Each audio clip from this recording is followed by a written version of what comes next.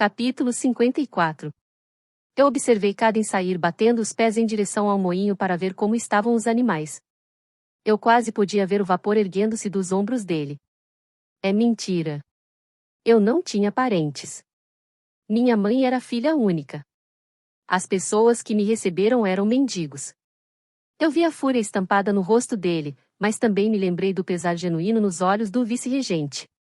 Ele tinha apenas 8 anos de idade, uma criança que estava sofrendo com o luto, que havia acabado de perder a mãe. Se havia uma coisa que eu tinha aprendido era que o tempo era capaz de distorcer e retalhar a verdade como se fosse uma folha de papel esquecida e acabada ao vento. Agora eu tinha que juntar os pedaços rasgados novamente. Eu disse a Natia que tinha um outro trabalho para o sacerdote, e na primeira aliviada no tempo, ela precisaria ir até ele. Um registro de governantas treinadas era mantido nos arquivos. Em algum lugar lá, tinha que haver alguma informação a respeito de uma governanta chamada Catharine. Jessie mexia as orelhas com satisfação enquanto eu fazia cócegas entre elas. Dei igual afeto a 9 e me perguntava se eles também sentiam falta de Otto. O moinho estava seco, mas uma parede fora derrubada fazia um bom tempo, deixando o antigo prédio frio e com ventos muito fortes. Corujas dormiam empoleiradas nas vigas altas. Natia sentou-se em um campo afastado, passando uma pedra de amolar por sua espada. Nós havíamos lutado para treinar essa manhã. Foi ela que me lembrou da necessidade de mantermos as habilidades aguçadas. Os hábitos que eu havia ensinado a ela ao cruzar o Canlanteux permaneciam profundamente arraigados. Pauline ficará nos observando com o que eu achava que era um olhar duvidoso, e depois ela me questionou sobre o exército do Comisar. Eles vão destruir Morrigan, falei, e os traidores aqui vão ajudá-los com isso. Nós temos que estar preparados. Mas, Lia, ela deu de ombros, a expressão cheia de ceticismo. Isso é impossível. Nós somos os remanescentes favorecidos. Os deuses ordenaram isso. Morrigan é grande demais para cair. Olhei para ela, não sabendo ao certo o que dizer, não querendo abalar ainda mais o mundo dela, mas não tinha escolha. Não, e falei.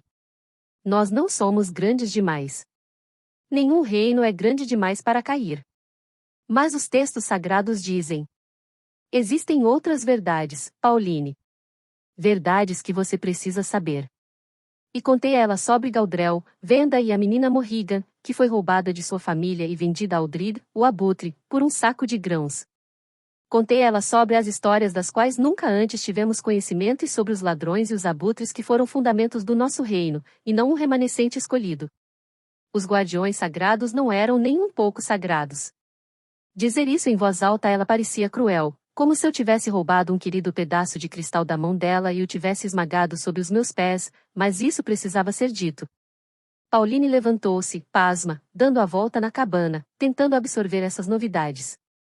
Eu via que ela estava verificando mentalmente os textos sagrados. Ela se virou em giro. E como você sabe que as histórias que descobriu são verdadeiras? Eu não sei. E essa é a parte mais difícil. Mas eu sei que existem verdades que foram escondidas de nós, Pauline. Verdades que cada pessoa tem que encontrar nos nossos corações. A verdade é tão livre quanto o ar, e todos nós temos o direito de respirar tão a fundo quanto desejarmos. A verdade não pode ser contida na palma da mão de um único homem. Ela desviou o olhar e fitou o palheiro onde as corujas dormiam empoleiradas. Com cada balançar da cabeça dela, eu sabia que ela estava tentando dispensar essas novas informações, pesando as minhas verdades em comparação com a única outra verdade que ela sempre conhecera, os textos sagrados morrigueses. Abutres.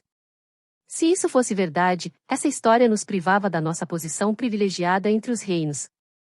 Enquanto eu a observava, eu entendia com clareza porque o erudito real havia escondido a história de Galadriel. Essa história minava quem nós éramos. O que eu não entendia era porque eles simplesmente não destruíram o livro. Alguém tinha tentado fazer isso uma vez. Pauline respirou fundo e limpou as mãos na saia, alisando-a. Eu tenho que voltar para a cabana, disse ela. Está na hora de dar de mamar ao bebê.